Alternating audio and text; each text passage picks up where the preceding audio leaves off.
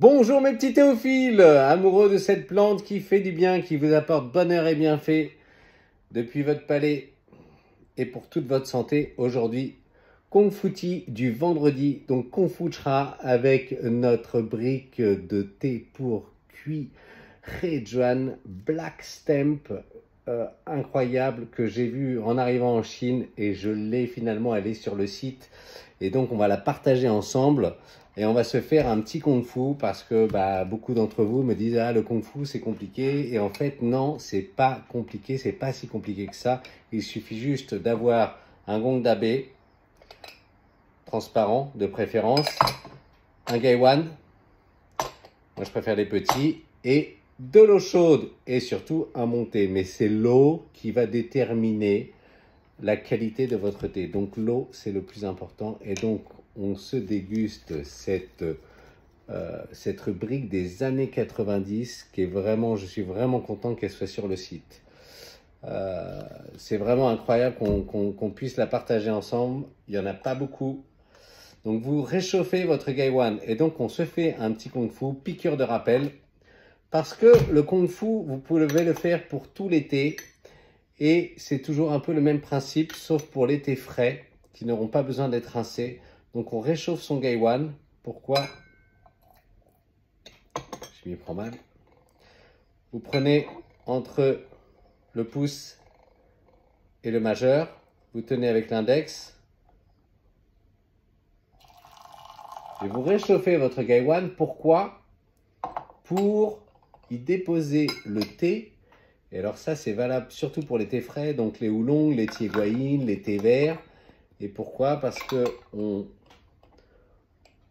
on le préchauffe et donc on le réveille. Et c'est comme ça que nous allons avoir les premières senteurs. Très terre, évidemment, très terreuse.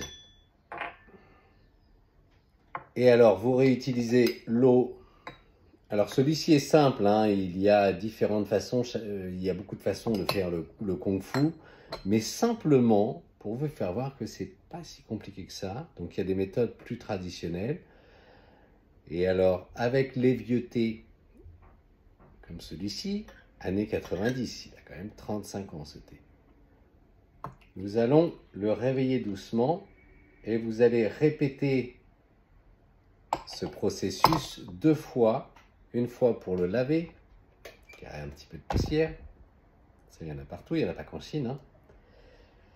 Et d'ailleurs, oui, nous sommes en Chine. Hein. Donc, beaucoup pensent que nous sommes en France. Donc, ils me disent, mais les colis, c'est pas 3 jours. Mais non, c'est pas 3 jours, nous sommes en Chine, monsieur. Et vous pouvez le faire une petite latence de 10 secondes, c'est très bien. Voilà, il est rincé. Et ensuite, cette eau-là, moi je la garde pour les orchidées, mais on va donner un petit peu à boire à notre tipette, à notre liwa aujourd'hui. Salut liwa. Alors le tipette, chacun a le sien. C'est un animal qui vous accompagne. Entre autres, celle-ci, c'est le crapaud à 3 pattes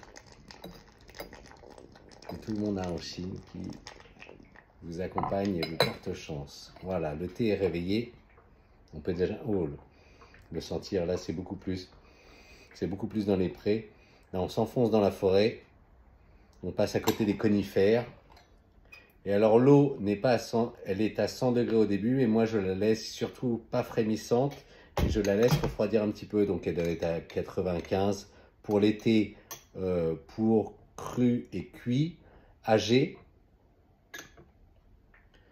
Et alors sinon, pour les thés frais, les thés blancs, les oolongs, les tiéguaïnes, j'utilise une eau entre 70 et 80 degrés, de préférence, pour ne pas brûler le thé. Mais les vieux thés, comme ça, vous pouvez. Et alors, vous voyez, vous commencez à avoir une infusion assez brune. Et alors, tout l'été, les premiers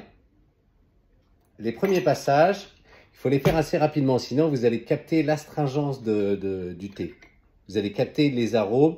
Et alors le thé, c'est un peu comme, je ne sais pas si certains d'entre vous fument le cigare, c'est un peu comme le cigare. Il ne faut pas trop le chauffer, il faut tirer des petites... Je fumais le cigare il y a longtemps. Il ne faut pas trop tirer dessus parce que vous allez le chauffer et vous allez perdre tous les arômes les arômes vont se noyer en fait.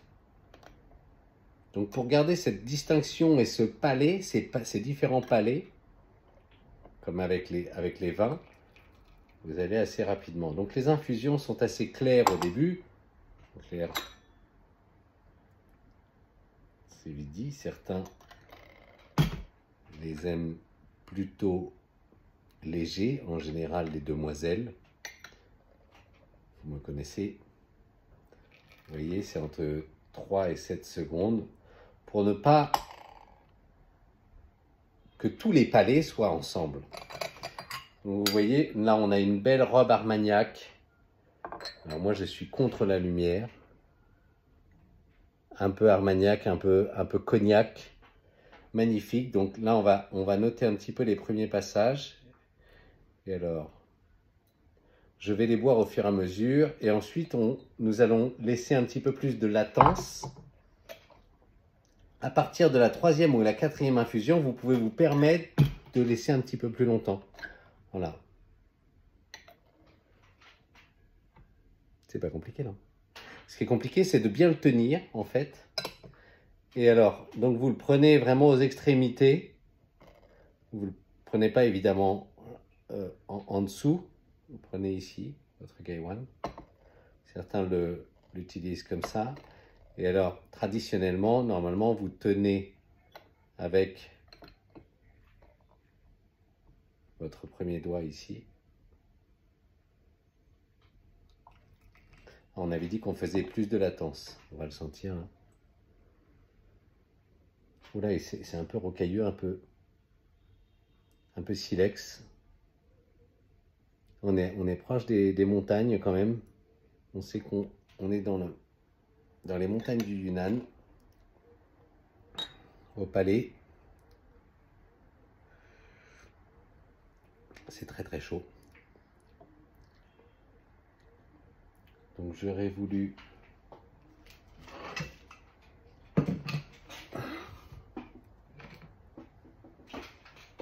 le principe, c'est vraiment de vous faire voir la simplicité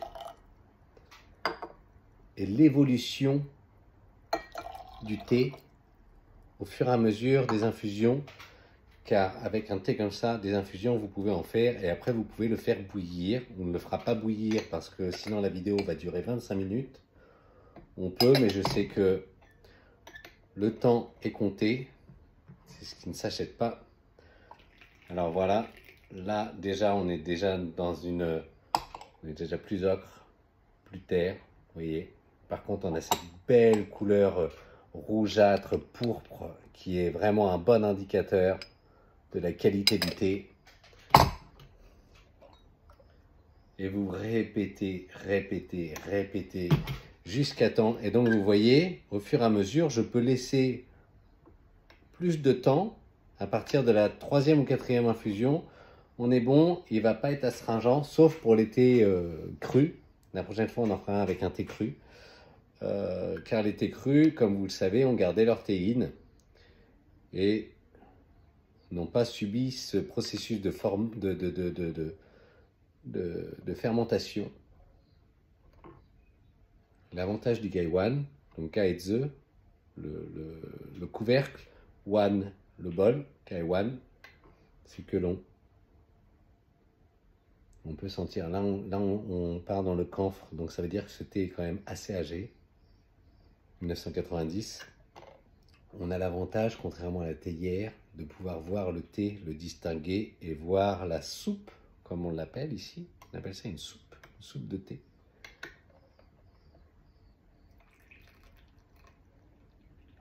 Donc vous pouvez aussi avoir le doigt dessus si votre design le permet, car certains sont plus plats.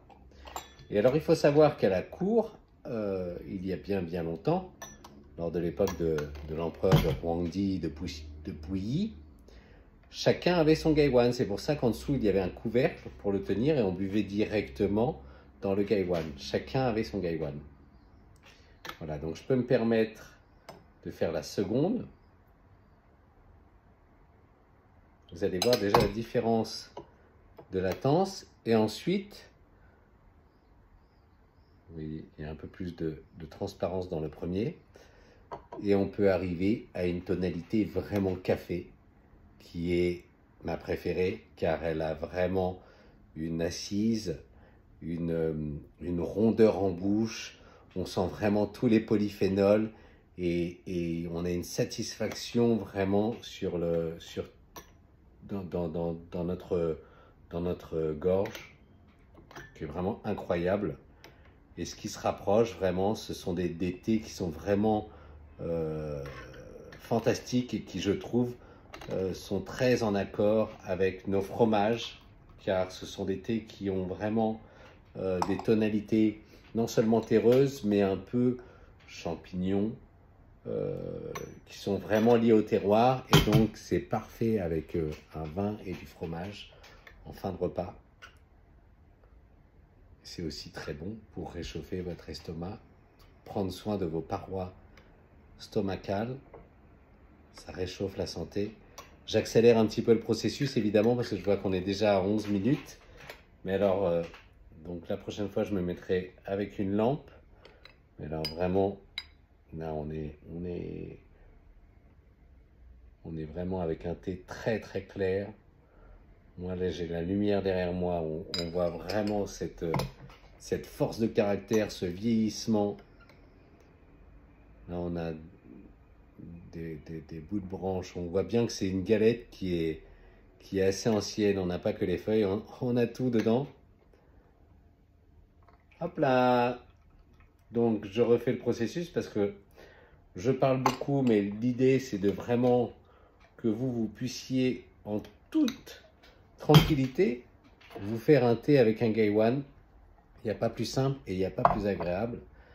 Et en fait, vous aurez beaucoup plus de rendu au niveau du palais, des saveurs, des tonalités en bouche et au nez, car les Gaiwan en céramique vous reflètent, vous renvoient tous les arômes, contrairement aux théières qui sont des théières à mémoire, comme on dit, qui gardent et qui redonnent plus tard au fur et à mesure des infusions. C'est pour ça qu'il faut avoir une théière par type de thé. Voilà, et vous voyez peut-être la différence de tonalité. Là, on arrive vraiment dans le café, mais on a toujours cette rougeur, ce pourpre incandescent.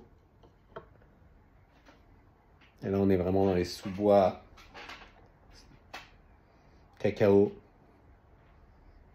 un peu torréfié. Ça, c'est l'âge qui veut ça. Donc, alors, certains utilisent le Tralo parce qu'il y en a qui sont poussiéreux. En Chine, on les utilise pas, mais c'est vrai que généralement, c'est mieux. Après, voilà, il y a plusieurs écoles. C'est ça que je voulais vous dire. Donc, je vous le repasse une dernière fois. J'ai pas compté les infusions, mais on en a 1, 2, 3, 4, 5, 6, peut-être 8 là, facilement. Donc, on laisse une ouverture. Vous pouvez, avec votre doigt, bouger le couvercle. On laisse une ouverture. On prend le majeur, le pouce, et avec l'index, vous tenez. Vous voyez, le parfait Gaiwan, c'est celui qui n'est pas parfait. Parce que s'il est parfait, l'eau ne va pas couler. Donc un Gaiwan, le meilleur Gaiwan, c'est celui qui est de travers. Et vous penchez.